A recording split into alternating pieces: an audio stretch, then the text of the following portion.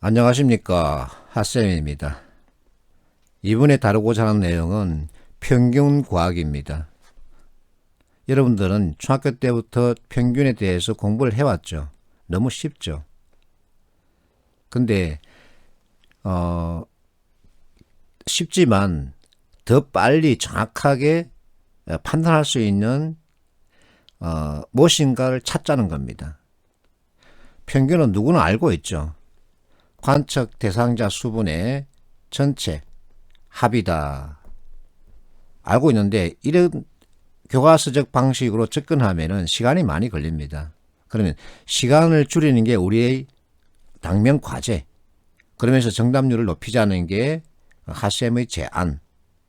그래서 내가 범위 개념을 여러분에게 제시하는 겁니다. 자, 범위는 여러분들이 중학교 때 많이 공부를 했어요. 고등학교 때도 충분히 많이 했고. 그래서 배운 지식을 활용하자는 거죠. 지식 활용 능력. 범위 개념을 통한 활용한 평균과 구하기 관련해서 내가 카페에 올렸더니 지난 상반기에 어떤 학생이 이번에 공기업 시험을 봤는데 마침 쌤이 가르친 방식으로 쉽게 판단할 수 있었다. 신의 한 수였다. 그러기에 내가 하는 말, 짜식아 내가 원래 좀 그래.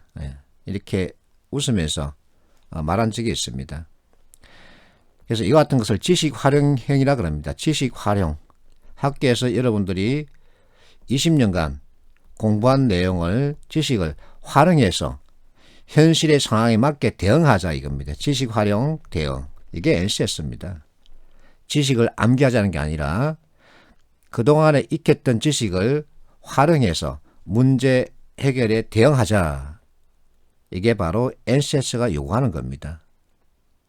자, 범위 내가 만든 게 아니죠. 평균 내가 만든 게 아니죠. 여러분들이 교과서에 수록되어 있는 내용을 지금까지 수없이 공부한 내용이죠. 이 지식을 활용하는 겁니다. 범위의 뜻은 최대값 마이너스 최소값입니다. 자, 예를 들어서 내가 이번에 국어, 영어 시험을 봤다 이겁니다. 그래서 국어 점수가 80점, 영어 점수가 40점 잡을게요. 그러면 국어 두 과목 시험 봤기 때문에 나에게 있어서 최대값은 80이고 최소값은 40입니다. 그 범위의 뜻은 자, 국어가 80, 영어 40.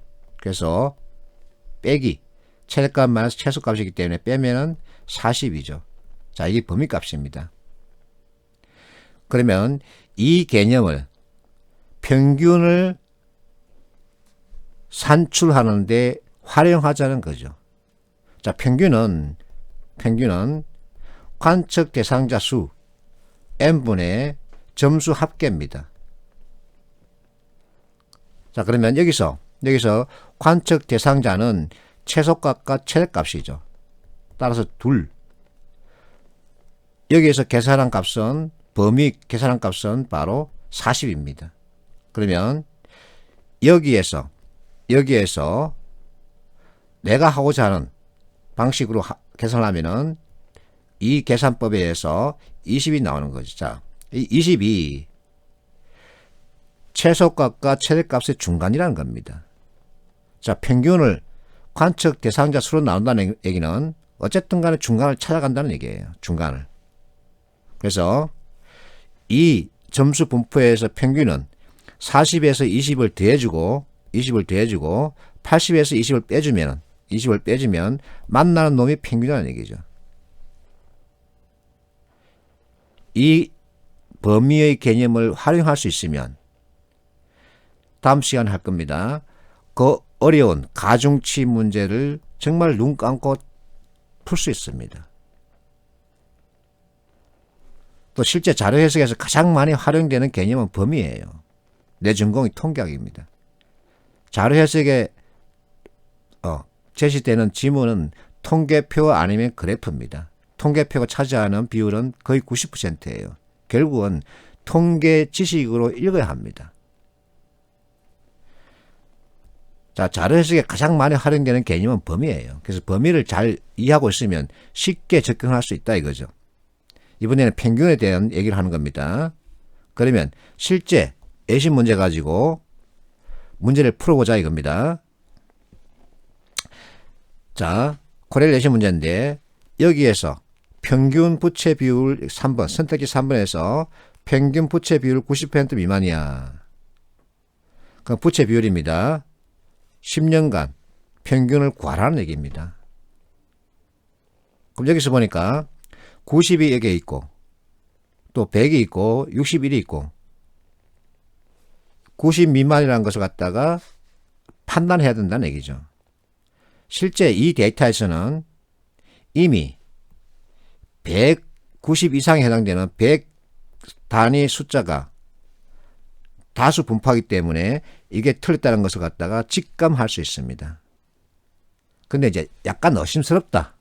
한 번 더 확인해야 되겠다라는 관점이면 범위 개념 가지고 보자 이겁니다. 그래서 지금 현재 부채 비율에서 최대값은 150, 소수점 있으면 150을 할게요. 최소값은 61입니다. 그래서 이 두 개의 관계에서 범위를 구하면은 150 빼기 61은 얼마죠? 90 정도 되죠. 그래서 이것을 2로 나누는 겁니다. 왜? 최소값과 최대값을 받기 때문에. 그러면 45죠. 이 45를 61에다 45를 더합니다. 150에서 45를 뺍니다. 그러면 105 또는 106이 바로 평균이 되겠네요. 실제 계산하면 이게 나옵니다. 그래서 90% 미만이야 그러면 틀렸죠. 이미 평균은 100을 넘어갔습니다. 이렇게 하면은 시간을 줄일 수 있으면서 판단을 정확하게 할 수 있습니다. 그러면 정답률은 높아지는 거죠. 이게 바로 범위의 힘입니다. 자, B번 문제 역시 코렐레이션 문제입니다. 여기서 선택지 2번이 평균을 묻고 있습니다. 지난 10년간 KTX 좌석 이용률 평균은 80%예요. 약 80%이다. 그래서 KTX 이용률 찾아가서 이 전체 숫자를 더해서 나누기 10을 하라는 얘기입니다. 어느 세월에 하느냐 이거죠. 그래서 내가 여러분한테 제시하는 게 바로 범위 개념으로 보자. 최대값은 98, 최소값은 72네요. 그러면 빼면은 26이 나오죠. 여기서 2를 해주면 13입니다. 그래서 72 더하기 13, 72 더하기 13, 98 빼기 13, 98 빼기 13 하면은 85, 85네요. 맞네요. 딱 나오죠. 이게 바로 범위를 통한 문제 해결입니다. 학교에서 배운 지식 범위를 가지고 문제를 해결하다. 이걸 요구하는 겁니다. 자, C번 보세요. 선택지에서 평균 계산을 요구하는 게 바로 3번입니다. 평균은 2200만 이하다. 고속철도 KTX 2015년 인거리 결국은 이것을 다 보고 평균을 구하라는 얘기입니다. 이게 평균은 12분의 이거 합계 1000만 단위를 다 더하라는 얘기죠. 어느 세월에 하겠습니까? 그래서 일단은 뒷자리 다 무시하세요. 100단위까지 남겨놓고 뒷자리 다 무시하고 그러면서 평균 최대값을 보는 겁니다. 최소값을 찾습니다. 16이네요. 따라서 29 빼기 16은 13이죠. 여기서 나누기 1을 하면은 6.5가 되는데 여기에 6.5를 빼고 여기에는 6.5를 더해주면 되겠죠. 그러면 22.5 정도 나오죠. 자, 22.5 이하다. 우리가 앞에서 데이터에서 10만 단위를 다 버렸습니다. 이 엄청나게 합하면 엄청나게 많죠. 버렸기 때문에 최소한 22.5보다 커야 합니다.